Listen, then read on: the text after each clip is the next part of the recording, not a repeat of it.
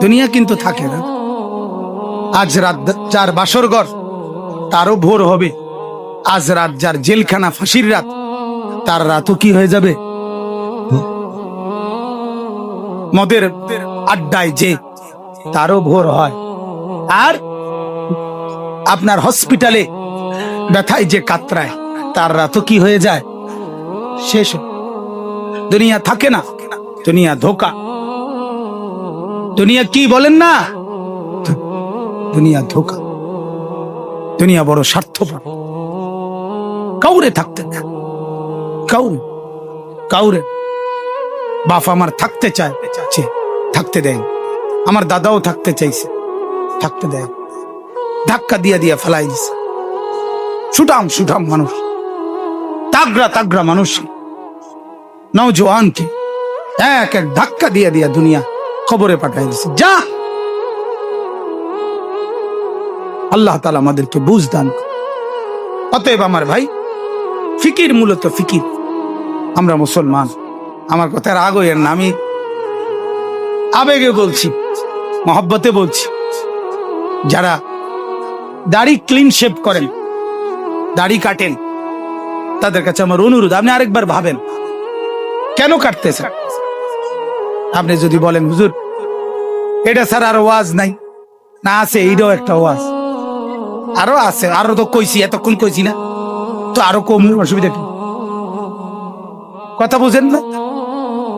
আল্লাহ তাআলা আমাদেরকে বুঝার তৌফিক। তাহলে মূল ফিকির হলো মৃত্যু। তো বলতেছিলাম, ওই কথাটা শেষ হয় নাই।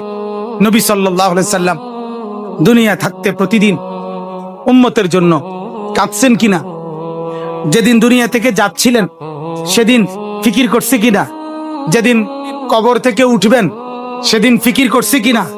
হাসরের ময়দানেও সমস্ত নবীরা, আদম থেকে ঈসা, সমস্ত আম্বিয়া, আউলিয়া, সাহাবা, সমস্ত মানুষ হাসরের ময়দানে জাহান্নামকে যখন আনবে, ওয়াজিআ ইয়াউমা ইদিম বিজাহান্নাম, আল্লাহ তাআলা কোরআনে বলছেন হাসরের ময়দানে ফেরেশতারা জাহান্নামকে টেনে হাসরের মাঠে নিয়ে আসবে।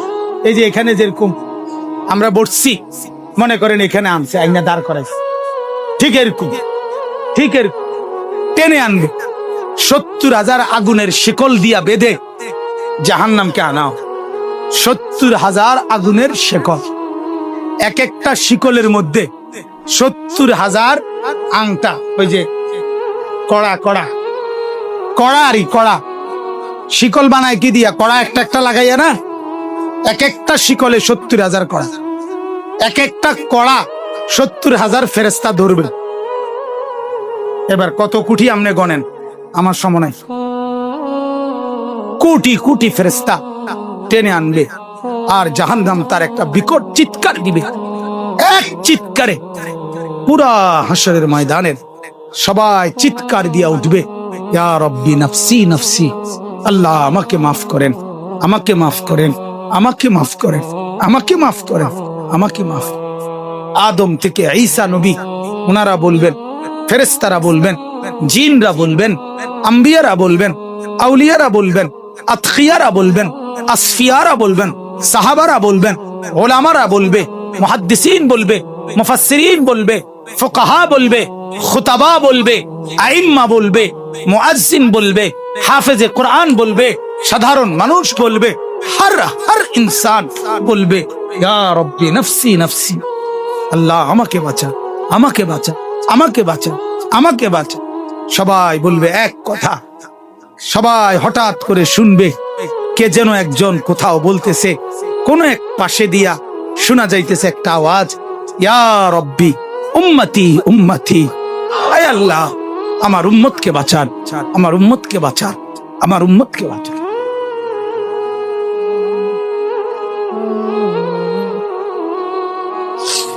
আল্লাহ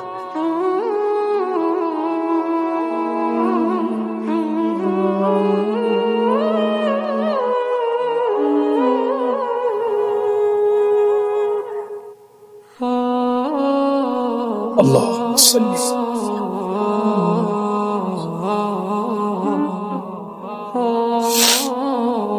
তো তিনি কে বলেন? যিনি একজন শুধু বলবেন আয় আল্লাহ আমার উম্মতকে বাঁচান, তিনি কে বলেন? মুহাম্মদ। জীবন ভর যিনি ভাবলেন উম্মতকে নিয়ে, কবরে যাওয়ার দিনও ভাবলেন, কবর থেকে উঠবার দিনও ভাবলেন, হাশরের ময়দানও ভাবলেন, সেই তিনি পর্যন্ত, আমার বলার উদ্দেশ্য ছিল এই কথাটা, সেই নবী পর্যন্ত এত ফিকির যার উম্মতের জন্য, তিনি পর্যন্ত নিজের কথা ভাবছেন। এই কথাটা লেগে এতটি কথা, নিজের ফিকির, ইসলাহে নফস, ফিকিরে নফস, এটা এই পরিমাণ দরকার। ওলামায়ে কেরামকে বলি, ওলামায়ে কেরাম, আওয়াম সর্বসাধারণ আপনারাও তো বুঝেন, বাকি যারা আলেম আছেন আপনাদেরকে বুঝেন, নিজের ফিকির, ইসলাহে নফস আপনাদের জন্য জরুরি, আমার জন্য জরুরি, ইমাম সাহেবের জন্য জরুরি, মুহাদ্দিসের জন্য জরুরি, মুহতামিমের জন্য জরুরি, শাইখুল হাদিসের জন্য জরুরি, হাফেজ সাহেবের জন্য জরুরি, নুরানির উস্তাদের জন্য জরুরি, খোদার কসম জরুরি। নিজের ফিকির, নিজের ফিকির, নিজের ফিকির, নিজের ফিকির, আমার সংশোধন, আমার খবর, আমার নিজের টেনশন দরকার। এটা আমাদের মধ্যে বড় ঘাটতি। এখন ওই যে ওলামা সম্মেলন লিখছে, অনেক আলেমও আমি চতুর্দিকে দেখা যাচ্ছে। আপনাদের কাছে বিনীত অনুরোধ, নিজের ফিকির কর, কওমের ফিকিরও করবেন, তালেবে ইলমের ফিকিরও করবেন, মুসল্লিদের ফিকিরও করবেন, সবার আগে নিজের ফিকির। কার ফিকির? তো বলতেছি আল্লাহর নবী সাল্লাল্লাহু আলাইহি সাল্লাম 5 ওয়াক্ত নামাজের পরে প্রতিদিন তিনি দোয়া করতেন, আল্লাহুম্মা হাসিবনি হিসাবান ইয়াসীরা। এই যে হাসিবনি, এই যে নি ওয়াহিদ মুতাকাল্লিম, আল্লাহ আমি মুহাম্মদ বলতেছি, আপনি আমারে দুনিয়ায় অনেক ইজ্জত দিছেন, আপনি আমারে আখিরাতে অনেক সম্মান দিবেন, আমি জানি, কইছেন আমারে, কিন্তু আল্লাহ আমার এত কিছুর পরেও আমার ভয় হয়, আমার হাসরের মাঠের ভয় লাগে, আমি মুহাম্মদেরও ভয় লাগে। আল্লাহ অতএব আমার হিসাব হাসরের দিন আপনি সহজ করে দিবেন, আমার ডর না, হাসিবনি। তাহলে নবী সাল্লাল্লাহু আলাইহি সাল্লাম নিজের ফিকির করছেন কি না বলেন? নিজের ফিকির। তাহলে আমার সবচেয়ে বড় ফিকির হল আমার মৃত্যু পরবর্তী ফিকির। দুনিয়া কোনো না কোনো ভাবে পার হয়ে যায়, কাত হলেও চিত হলেও, হাসলেও কাঁদলেও, সুখে থাকলেও দুঃখে থাকলেও, রাত হলেও দিন হলেও, কোনো না কোনো এক সুরতে, কোনো না কোনো এক ভাবে ঘন্টা মিনিট সেকেন্ড গুলো পার হয়ে যাবে। কিন্তু মৃত্যু এসে আবার যখন আমার নতুন অধ্যায় শুরু করবে, আমার জীবনের নতুন পর্ব যখন শুরু করবে দোস্ত, সেটা আর শেষ হবে না। শেষ হবে। ফাজাইলে আমালের মধ্যে শেখুল হাদিস মাওলানা জাকারিয়া রাহমাতুল্লাহ আলাইহি বলছেন বড় সুন্দর, আমার কলজার ভিতরে লাগছে। উনি বলছে, হে দুনিয়ার ভাইয়েরা, দুনিয়ার সর্বোচ্চ বিপদ, সর্বোচ্চ অসুখ, সর্বোচ্চ যন্ত্রণা, মনে করেন সর্বোচ্চ ভয়ঙ্কর ক্যান্সার, এটাও যদি হয়, তিনি বলেন সেটারও তো একটা সমাপ্তি আছে, যে মৃত্যু হবে, আর মৃত্যু হইলে এটার সমাপ্তি শেষ। ঠিক কিনা বলেন? আগুনে দুনিয়ায় যে জ্বলে গেছে, একেবারে আগুন লেগে গেছে যার শরীরে, তার চিৎকার, তার কষ্টেরও তো একটা সমাপ্তি আছে, যে কিছুক্ষণ পরে কি হয়ে যাবে? মৃত্যু হয়ে যাবে।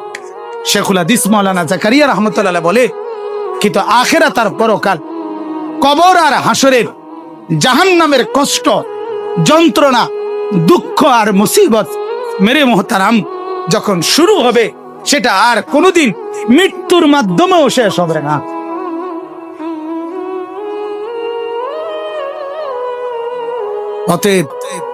অতএব এখানে হেরে গেলে সমস্যা নাই, এখানে দুঃখে থাকলে সমস্যা নাই, এখানে অভাবে থাকলে অসুবিধা নাই, এখানে আর 10 জন সুখে থাকুক, আপনারে খোদায় কিছু দিল না, এত কোনো অসুবিধা নাই। কিন্তু মৃত্যু নামের যখন আমার আসবে, এরপরে যেই অংশ শুরু হবে, সেখানে যদি আমি কামিয়াব হইতে পারি, সেখানে যদি আমি সফল হতে পারি, সেখানে যদি আমি মাফ পাইতে পারি, ওটাই আমার আসল সফলতা, ওটাই আমার আসল কামিয়াবি। ঠিক কিনা বলেন?